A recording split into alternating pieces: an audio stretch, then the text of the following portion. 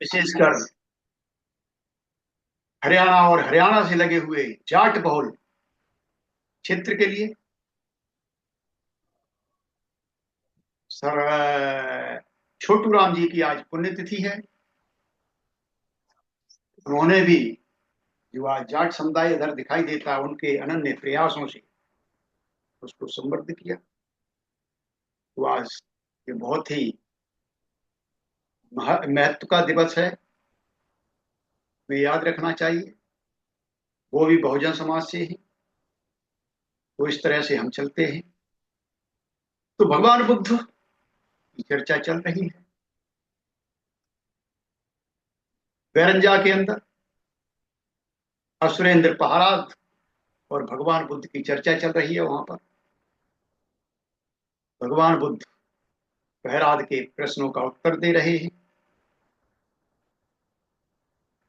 बहुत गंभीर प्रश्न है उसके, और वैसे ही गंभीरता लिए हुए उनके भगवान बुद्ध उत्तर दे रहे हैं। तो भगवान बुद्ध यहाँ पर छठवां जो गुण जो है समुद्र का बता रहे हैं। क्या है? भगवान बुद्ध कहते हैं, प्रहलाद, समुद्र का एक गुण और भी अद्भुत गुण है। वो बहुत ही अच्छा गुण है। क्या है?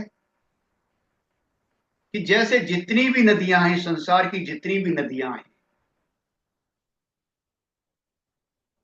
संसार भर में जहां भी नदियां हैं, वो सारी की सारी नदियां समुद्र में गिरती हैं। तो आप सोच सकते हो कि नदियों में कितना पानी बह रहा है।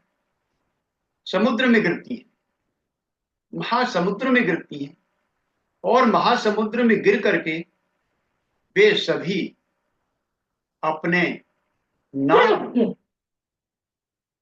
अपने अस्तित्व, अपनी पहचान को विलुप्त कर देती है। भाई और बहनों, आप देख सकते हो, आपने देखा होगा सागर जाकर के, समुद्र में आपकी गंगा भी जाके मिल रही है, ब्रह्मपुत्र भी मिल रही है उधर से, कावेरी भी मिल रही है, नर्मदा भी मिल रही है। लेकिन समुद्र में जाने के बाद कोई ये नहीं बता सकता कि ये गंगा है, ये यमुना है, ये ब्रह्मपुत्र है, ये नर्मदा है, ये कावेरी है। कोई नहीं बता सकता। क्या हो गया? वो समुद्र हो गया। ये क्या हो गया? समुद्र का पानी हो गया। कोई पहचान नहीं है। वो अपनी पहचान खो देती है वहां, अपने पूर्व नाम को छोड़कर। वो भी महासमुद्र ही कहलाती है। सारी नदियां जो है महासमुद्र ही कहलाती है। सभी की कोई, किसी भी नदी की कोई व्यक्तिगत पहचान नहीं रहती। कोई भी व्यक्तिगत पहचान नहीं रहती। महाराज, हे असुरेंद्र, इसी प्रकार इस धर्म विनय में आकर सभी चारों परिषद, भगवान बुद्ध के टाइम में ये चार परिषद बहुत ही प्रसिद्ध थी। आजकल वहां पर वर्ण व्यवस्था के चार वर्ण लगा दिए गए। चार परिषद कौन थी? पहली परिषद थी महासाल परिषद, दूसरी परिषद थी खत्तीय परिषद, तीसरी परिषद थी अमात्य परिषद, और चौथी परिषद थी वणिक परिषद। ये चार परिषद थी। तो भगवान बुद्ध यहां पर कह रहे हैं, महाराज, इसी प्रकार से इस धम्म विनय में आकर सभी चारों परिषद अपनी पहचान खो देती हैं, विलुप्त कर देती हैं। व्यक्ति की कोई व्यक्तिगत पहचान नहीं रहती, चाहे वह खत्तीय परिषद का हो, चाहे वह महासाल परिषद का हो, चाहे वह वणिक परिषद का हो, चाहे वह अमात्य परिषद का हो, या कोई भी अपनी अलग पहचान बनाए हुए हो, कोई भी अपनी अलग पहचान बनाए हुए हो, सभी इस धम्म विनय में आकर के अपनी पुरानी पहचान को खो देते। वो अपनी पुरानी पहचान को मिटा देते, खत्म कर देते। सभी अपने नाम गोत्र को भी त्याग देते। और सभी क्या कहलाते हैं? समन शाक्य पुत्र कहलाते हैं। और आप ये चीज अपने साहित्य में पढ़ते भी होंगे कि समन शाक्य पुत्र ही करके उनको जो है संबोधित किया जाता था। किसी को नाम से संबोधित दूसरे नहीं कर पाते थे, आपस में भले ही कुछ भी करते रहे। तो हम आज देखते हैं, हमको भी 1956 से और आज 2025 आ गई, हम अपने को देख सकते हैं। बाबा साहब ने हमको 1956 में धर्मांतर कर बुद्ध का धर्म ग्रहण किया। बाबा साहब ने बुद्ध का धर्म ग्रहण किया और सभी दीक्षार्थियों को, स्वयं अन्य दीक्षार्थियों को भी, जो उनके बीच में दूरी थी, जो अंतर था, उसको बाबा साहब ने मिटा दिया, पूरा समाप्त कर दिया पूरी तरह से।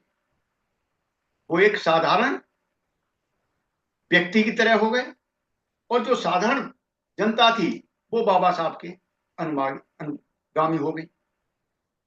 समाप्त कर दिया, स्वयं को बुद्ध के लिए समर्पित कर दिया। और साथ साथ में जितने भी दीक्षार्थी थे उस समय, सभी को भी बुद्ध के लिए समर्पित कर दिया। सभी बौद्ध हो गए, बुद्ध के अनुयायी हो गए। ऐसा करके बाबा साहब ने क्या किया? जाति विहीन समाज की स्थापना की, जाति विहीन समाज की नींव डाली। जाति विहीन समाज के तरफ उन्होंने कदम बढ़ा दिए। हम स्वयं को बाबा साहब का उत्तराधिकारी कहते हैं, बाबा साहब का अनुयायी कहते हैं। चिंतन करने की जरूरत है, बहुत ही विनम्रता से कहना चाहूंगा मैं कि चिंतन करने की जरूरत है। क्या हमने जाति छोड़ दी? क्या हमने अपने सरनेम छोड़ दिए? क्या हमने गोत्रों को त्याग दिया? बहुधा आज भी ऐसा देखा जाता है और देखने में आता है, आपने भी देखा होगा कि जो स्वयं को धम्म का प्रचारक कहते हैं, स्वयं को धम्म का प्रचार करने वाला कहते हैं, अपने पुराने गोत्रों को, अपनी पुरानी पहचान को सहेज कर रखे हुए, नहीं छोड़ना चाहते। उनको नए नाम मिल गए लेकिन फिर भी पीछे गोत्र लगा के रखते। क्या वास्तव में ये सही है? अपने नए नाम के साथ पुराने गोत्र को लगाना, उसका इस्तेमाल करना, वो शान समझते हैं, अपनी मान समझते हैं उसमें। क्या ये सही है? चिंतन का विषय है। धम्म जीवन में, धम्म जीवन के जो 10 चिंतन बताए हैं हमारे परम आदरणीय, परम पूजनीय भंते शंकराचार्य जी ने, उसमें पहला ही चिंतन है, क्या मैं वर्ण जाति विहीन अवस्था में पहुंचा हूं या नहीं? चिंतन करने वाली बात। तो यहां पर क्या है कि जिस प्रकार सभी नदियां सागर में मिलकर अपना व्यक्तिगत अस्तित्व मिटा देती हैं, क्या हम वास्तव में बुद्ध बन पाए हैं? क्या हम वास्तव में बुद्ध की ओर जा रहे हैं? क्या वास्तव में हम बुद्ध के धम्म को ग्रहण कर पा रहे हैं, या अपनी अभी भी वही पुराने संस्कारों से लिप्त हैं, नहीं छोड़ पा रहे? आखिर क्यों? कहां पर अड़चन है? हम भंते जी की मिशन के बारे में देखें, भंते जी के मिशन की तरफ देखें, उधर देखते हैं तो उसे समझने की कोशिश करते हैं, संघ को समझने की कोशिश करते हैं। संघ को समझिए तो पाते हैं संघ की बहुत सारी विशेषताएं, संघ की बहुत सारी विशेषताएं। भंते जी का संघ, पहली विशेषता, भंते जी का संघ सभी के लिए खुला है। कितनी बड़ी बात है। भंते जी का संघ जो त्रिरत्न बौद्ध महासंघ है, ये सभी के लिए खुला है। संघ में कोई जाति भेद नहीं। अगर हम संघ में आकर के भी जाति को अपनाए हुए हैं, तो हम सोच सकते हैं कि हम क्या कर रहे हैं। क्या वास्तव में हम संघ के सदस्य हैं? हम अपने को चैलेंज कर सकते हैं। कोई जाति भेद नहीं है संघ में, भाषा का कोई भेद नहीं है इसमें। हर तरह की भाषा के लोग हैं। आप भारत में ही देख लीजिए कितनी भाषाएं बोली जाती हैं, और लगभग हर भाषा का व्यक्ति मिल जाएगा। अभी आपकी परिषद होने वाली है, मित्र परिषद भी होने वाली है, धर्मचारी परिषद भी होने वाली है बुद्ध गया के अंदर। आप देखना कि वहां पर विभिन्न भाषाओं के लोग आएंगे, लेकिन यहाँ कोई ऐसी बंदिश नहीं है। क्षेत्रवाद का कोई यहाँ पर संघ के अंदर कोई महत्व तो नहीं है कि ये क्षेत्र का है कि इस क्षेत्र का है। अगर हम अपने मन के अंदर क्षेत्रवाद को बिठाए बैठे, तो हम अपने बारे में सोच सकते हैं। क्षेत्रवाद को संघ जो है महत्व तो नहीं देता, किसी भाषा को भी महत्व नहीं देता। संघ की विशेषता है ये, संघ की विशेषता है कि त्रिरत्न बौद्ध महासंघ सभी के लिए खुला है। ये विशेषता है, त्रिरत्न बौद्ध महासंघ सभी के लिए खुला है और आध्यात्मिक विकास का केंद्र बना हुआ है। लोग इसकी तरफ देख रहे हैं, एक आशा की किरण से देख रहे हैं त्रिरत्न बौद्ध महासंघ की तरफ, क्योंकि ये जो है आध्यात्मिक विकास का केंद्र बना हुआ है। यहां जाति भेद नहीं है, वर्ण भेद भी नहीं है, अमीर गरीब का भी सवाल नहीं है, अगड़े पिछड़े का भी सवाल नहीं है। यहां रंग भेद नहीं, यहां सभी एक हैं, सभी एक ही रास्ते के पथिक हैं। सभी बुद्ध धम्म और संघ को शरण ग्रहण कर रहे हैं। शरण गमन ही सभी का प्रथम प्रयास है। शरण गमन ही सभी के लिए प्रथम है, बाकी काम दोयम है। भगवान भंते जी भी यही कहते हैं कि हमारा, अगर हम संघ में आ रहे हैं, बुद्ध को शरण जा रहे हैं, तो शरण गमाना हमारा प्रथम होना चाहिए। जीवन शैली कैसी भी हो हमारी, यही तो कह रहे हैं भंते जी। चाहे आप यूके में रह रहे हैं, चाहे आप अमेरिका में रह रहे हैं, चाहे जर्मन में रह रहे हैं, चाहे ऑस्ट्रेलिया में रह रहे हैं, चाहे न्यूजीलैंड में रह रहे हो, चाहे महाराष्ट्र में रह रहे हो, चाहे उत्तर प्रदेश में रह रहे हो, चाहे कर्नाटक में रहे हो, चाहे गुजरात में रह रहे हो, जहां भी आप रह रहे हो, जिस प्रकार के भी हो, चाहे हमारा रहन सहन कैसा भी हो, खान पीन कैसा भी हो, बोलचाल की भाषा कैसा भी हो, रंग रूप कैसा भी हो, संघ में सभी समान है। कोई यहां पर भेद नहीं है कि ये बड़ा है कि ये छोटा है, ये ऊंचा है कि ये नीचा है, ये गोरा है कि ये काला, कोई भेद नहीं। सभी साथ रहते हैं, सभी एक समान है, एक हैं, और सभी स्वतंत्र हैं।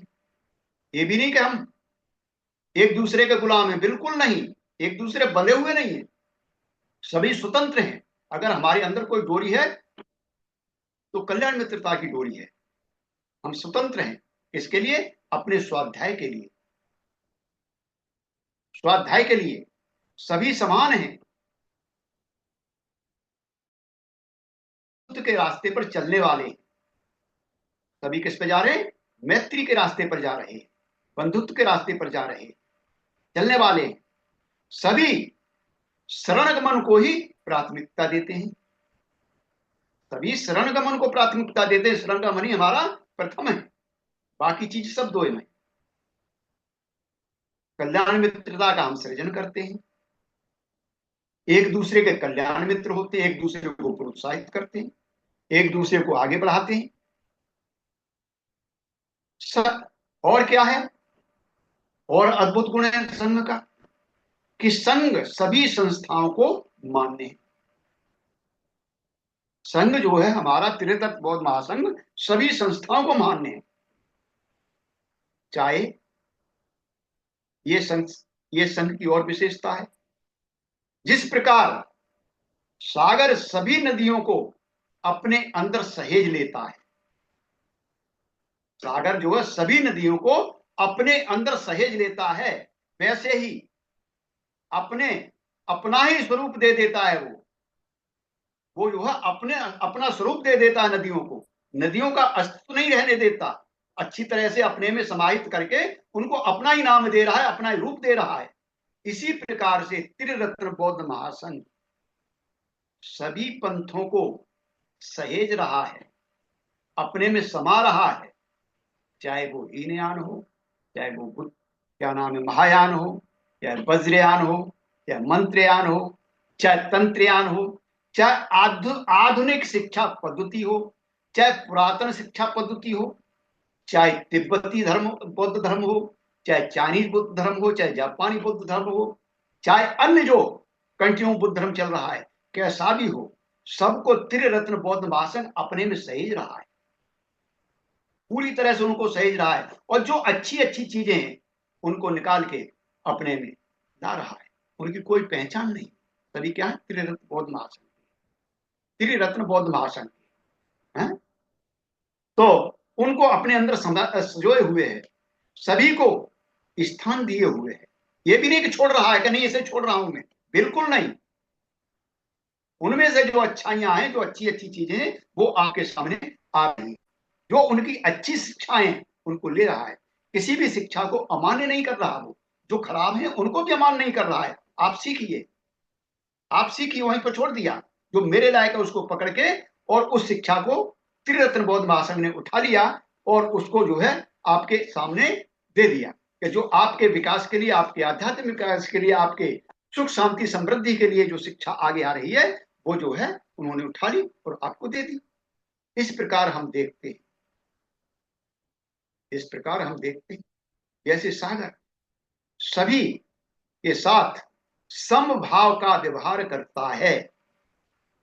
सागर जो सभी नदियों के साथ समभाव का व्यवहार करता है, किसी को कम या अधिक महसूस नहीं करता। उसी प्रकार त्रिरत्न बौद्ध महासंघ भी सभी के साथ समानता का व्यवहार करता है, किसी को कम या ज्यादा नहीं आंकता। इसीलिए संघ में समानता व्याप्त रहती है, कोई अपने को हीन या आगे नहीं महसूस करता, सभी बराबर हैं, समानता व्याप्त रहती है। जिसे धम्म के अंदर क्या कहा गया है, इसी को कहा गया है उपेक्षा भाव, इसी को उपेक्षा भाव कहते हैं।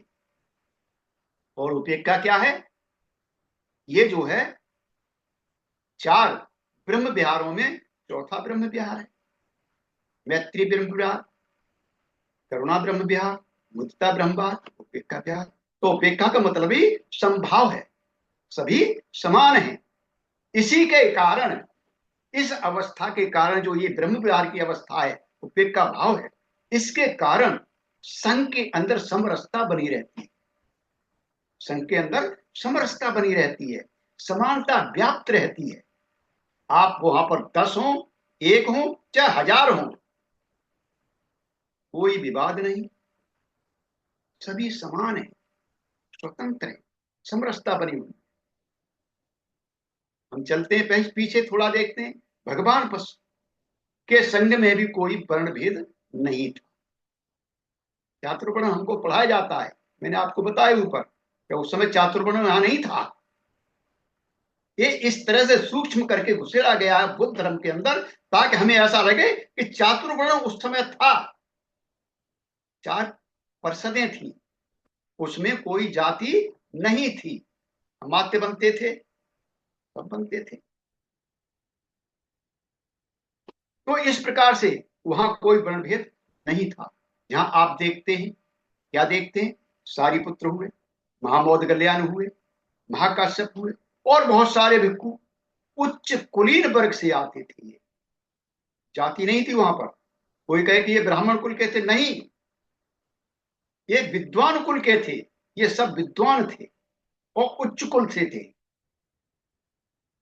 जहां ये आते थे वहीं पर उपाली, सुप्रिय, सोपाक, सुप्रबुद्ध आदि ये निम्न वर्ग से आते संघ में सभी का बराबर का स्थान था। कोई भी हे दृष्टि से नहीं देखता था उनको। सभी संघ के अंदर सभी को बराबर और समान दृष्टि से देखा जाता था। संघ के अंदर स्त्री पुरुष का भी भेद नहीं था। देखिए कितनी बड़ी बात है। संघ के अंदर, भगवान बुद्ध के संघ के अंदर स्त्री पुरुष का भी भेद नहीं था। तो आपके त्रिरत्न बौद्ध महासंघ के अंदर भी स्त्री पुरुष का कोई भेद नहीं है। वो आप फरवरी में होने वाली परिषद में आप देख लेंगे। हाँ, स्त्री पुरुष का कोई भेद नहीं था। संघ सर्वमान्य था। संघ ही सर्वमान्य था। स्त्री वर्ग को भी समान अधिकार प्राप्त थे। भले ही उसके शील आगे पीछे हो, लेकिन जो है स्त्री वर्ग को भी समान अधिकार प्राप्त थे उसको। सोचिए, भगवान बुद्ध भिक्खु वर्ग में क्या कहते हैं? वहां क्या है?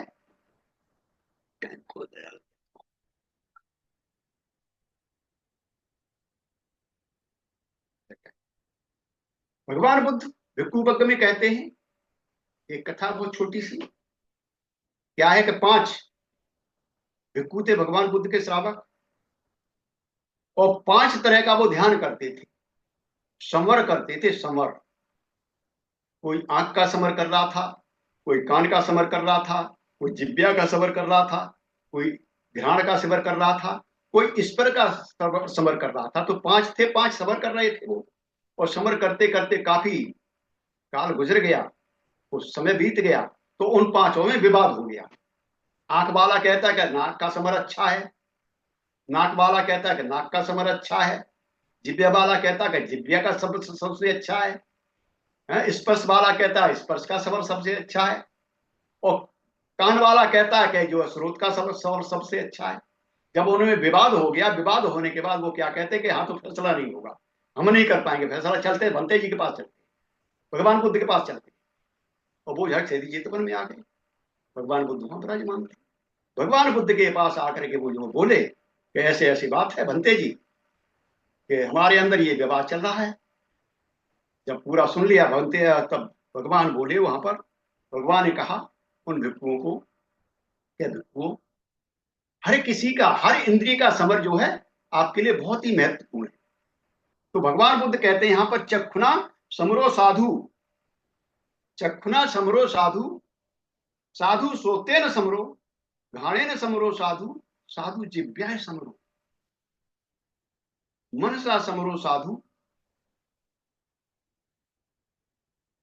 मनसा समरो साधु, साधु वाचाय समरो, कायन समरो साधु, साधु वाचाय समरो, मनसा समरो साधु, साधु सब्बत समरो, सब्बत सम्मुतो भिक्खु सब दुख उमुच। भगवान बुद्ध ने ये गाथा कही उनको, और फिर बताया उन्होंने कि भिक्खुओं, आंखों का, चक्षु का समर जो है अच्छा है, आंख का संभालना अच्छा है, कान का संभालना अच्छा है, कान का समर अच्छा है, जिब्या का समर अच्छा है, घ्राण का समर अच्छा है। ये साधने चाहिए, ये सब चीज अच्छी हैं। और क्या है? कायन समरो साधु, काया का समर भी बहुत अच्छा है, काया का समर बहुत अच्छा है, शरीर का समर अच्छा है। वाचाय समरो साधु, वाणी का समर अच्छा है, भला है। मन का समर अच्छा है। सभी इंद्रियों का समर अच्छा है। संभु तो समरो साधु, संभु तो समरो साधु, यानी सभी इंद्रियों का समर अच्छा है, इनको साधना चाहिए, भला है। और सर्वत्र समर से युक्त भिक्खु, जो सभी समरों से युक्त है, ऐसा भिक्खु सभी दुखों से मुक्त हो जाता है।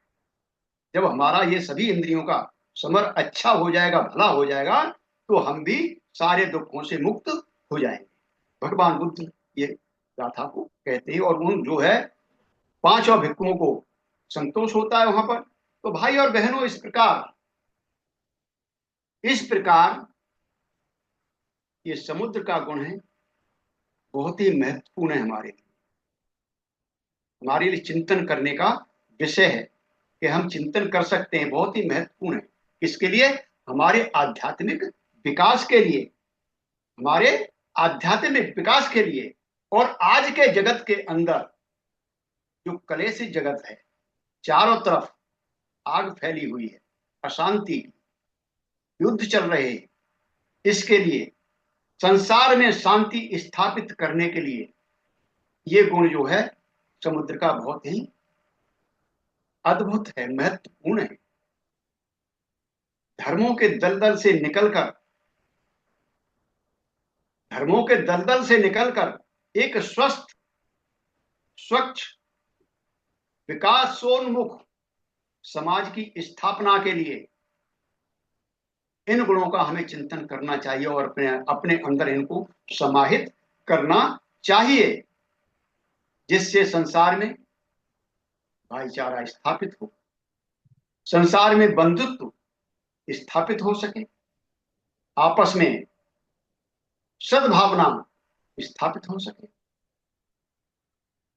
यह जगत, जो आधुनिक जगत है, ये जो सृष्टि है जिसके अंदर हम चल रहे हैं, ये जो आयाम है, यह जो है सृष्टि हमारी, ये आयाम जो है अनंत काल तक बना रहे, इसमें सुख व्याप्त रहे, इसमें समृद्धि आती रहे, और ये अनंत काल तक ऐसे विकसित होता हुआ चलता रहे, विकसित होता हुआ आगे बढ़ता रहे, शांति के पथ पर सभी को साथ लेकर के, संभाव की स्थापना करके ये संसार जो है अनंत काल तक बना रहे, अनंत काल तक बना रहे।